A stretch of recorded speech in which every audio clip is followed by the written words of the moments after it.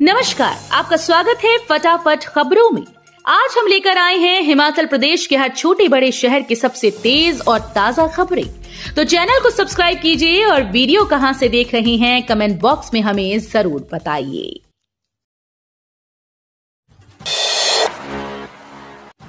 CM Sukhu ने किया Shanan power project का दौरा, बोले परियोजना पर हिमाचल का अधिकार। मुख्यमंत्री ठाकुर सुखविंदर सिंह सुक्खू ने शुक्रवार को जिला मंडी के जोगिंद्रनगर स्थित 110 मेगावाट क्षमता के ऐतिहासिक शानन पावर हाउस का औचक दौरा किया। इस अवसर पर मुख्यमंत्री ने turbine, alternator, exciter, control room सहित पावर हाउस के विभिन्न सेक्शन का दौरा किया और अधिकारियों से यहां विद्युत उत्पादन से संबंधित प्रक्रिया की जानकारी प्राप्त की। उन्होंने बरोड से पावर हाउस तक पानी लाने के लिए उपयोग में लाई जा रही प्राचीन ट्रॉली का भी अवलोकन किया। मनाली के 3 गांव में डायरिया का प्रकोप, लोगों को सावधानी बरतने की सलाह।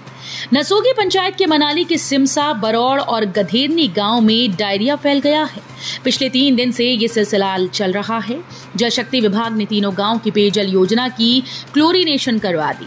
स्वास्थ्य विभाग ने भी अपनी टीम गांव के लिए भेज दी है। जानकारी के मुताबिक 3 दिन से सिमसा, गधेरनी और बरौड़ के लोग उल्टी दस्त की चपेट में आ गए। लगभग 17 लोगों को अस्पताल लाना पड़ा है।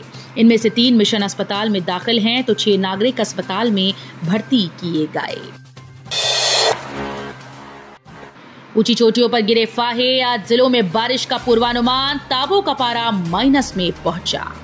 हिमाचल प्रदेश के 8 जिलों के कुछ स्थानों पर बारिश का पूर्वानुमान है। मौसम विज्ञान केंद्र शिमला की ओर से 18, 22, 24 अक्टूबर को मध्य व उच्च पर्वतीय कुछ भागों में बारिश की संभावना जताई गई। 13,050 फुट ऊंचे रोहतांग दर्रा सहित ऊंची चोटियों पर लगातार दूसरे दिन बर्फ के फाहे गिरे। गुरुवार को यहां बर्फ के फाहे गिरे थे। हालांकि कुल्लू और मनाली में मौसम दिन भर धूप खिली रही। इग्नू ने स्नातक व स्नातकोत्तर डिग्री और डिप्लोमा कोर्सेज में प्रवेश की अंतिम तिथि बढ़ाई। इंदिरा गांधी राष्ट्रीय मुक्त विश्वविद्यालय इग्नू ने जुलाई 2024 सत्र के लिए स्नातक व स्नातकोत्तर डिग्री और डिप्लोमा कोर्सेज में नए प्रवेश की अंतिम तिथि अब 31 अक्टूबर तक बढ़ा दी है। इग्नू से उच्च शिक्षा प्राप्त करने के इच्छुक विद्यार्थी इस मौके का लाभ उठा सकते हैं। प्रवेश प्रक्रिया ऑनलाइन रहेगी, जिसके लिए लिंक इग्नू की वेबसाइट पर उपलब्ध है। ट्रैफिक रूल्स को ठेंगा दिखाने वालों पर शिकंजा। नगर पंचायत कंडाघाट के चायल चौक पर यातायात नियमों की उल्लंघना करने वाले 2 पहिया वाहन चालकों पर रेलवे पुलिस थाना शिमला की टीम के द्वारा शिकंजा कसा गया। इस दौरान 2 पहिया वाहन चालकों को हेलमेट पहनना, ड्राइविंग लाइसेंस को लेकर जागरूक किया गया। इस मुहिम को नगर पंचायत कंडाघाट में रेलवे पुलिस थाना शिमला के सब इंस्पेक्टर ईश्वर पुंटा की अगुवाई में राजकीय रेलवे पुलिस थाना शिमला एवं कंडाघाट की टीम ने अंजाम दिया। ईश्वर पुंटा ने बताया कि इस दौरान उनकी टीम ने कुल 16 चालान किए और 80,000 रुपए जुर्माना 2 पहिया वाहनों के चालकों से वसूला। हिमाचल को दिल्ली से आई 21 करोड़ की सौगात। राष्ट्रीय राजमार्ग मंत्रालय ने हिमाचल को 21 करोड़ रुपए की बड़ी रकम जारी की। केंद्रीय मंत्री नितिन गडकरी ने राज्य से प्रस्तावित 24 करोड़ 17 लाख रुपए के प्रस्ताव में कटौती के बाद इस राशि को जारी किया। ये रकम चैचौक, गोहर, पंडोह, मंडी कमान, कटौला, बजौरा पर खर्च होगी। दरअसल NHAI नेशनल हाईवे के बाधित होने पर वैकल्पिक मार्ग का इस्तेमाल करता है।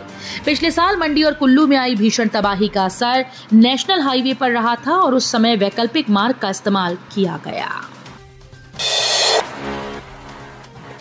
सीएम सुक्खू बोले, जयराम ठाकुर अड़ंगा न लगाएं तो भुभू जोत बनना तय।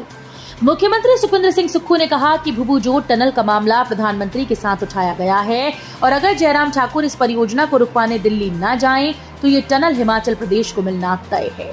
उन्होंने कहा कि इस टनल के बनने से कई जिलों को फायदा होगा। जोगिंद्रनगर शहर के रामलीला मैदान में लोगों को संबोधित करते हुए सीएम ने कहा कि मंडी पठानकोट राजमार्ग बीच बीच में 2 लेन था, लेकिन हम पूरी सड़क को 4 लेन करवाने के लिए प्रयास कर रहे हैं, जिससे पर्यटन बढ़ेगा। आंखों के इलाज को टीएमसी में मशीन सी नहीं, मरीजों को निजी अस्पतालों का करना पड़ रहा रुख। डॉक्टर राजेंद्र प्रसाद राजकीय आयुर्विज्ञान चिकित्सा महाविद्यालय टांडा अस्पताल में नेत्र विभाग में मशीनों की भारी कमी चल रही है। इसकी वजह से दूर दराज से आए मरीजों को भारी परेशानियां झेलनी पड़ रही हैं। टांडा अस्पताल के नेत्र विभाग के डॉक्टर फिर भी बिना उपकरणों के मरीजों के उपचार में कोई कमी नहीं छोड़ रहे, परंतु बिना उपकरणों के पूरा इलाज संभव नहीं है। अभी हाल ही में मंगलवार को प्रदेश के मुख्यमंत्री सुखविंदर सिंह सुक्खू की माता संसार देई टांडा अस्पताल में नेत्र के इलाज के लिए पहुंची थी, लेकिन टांडा अस्पताल के डॉक्टर्स ने अपनी तरफ से नेत्र के इलाज की पूरी कोशिश की, लेकिन उपकरणों के अभाव के कारण मुख्यमंत्री की माता संसार देई के नेत्र के पर्दे को मशीन के अभाव में पूरा इलाज नहीं हो सका और माता संसार देई को घुरकड़ी स्थित संदीप महाजन नेत्र अस्पताल में जाकर इलाज करवाया।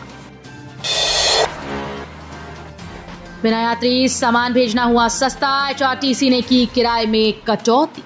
हिमाचल प्रदेश के लोगों के लिए अब HRTC की बसेस में बिना यात्री सामान भेजना सस्ता हो गया।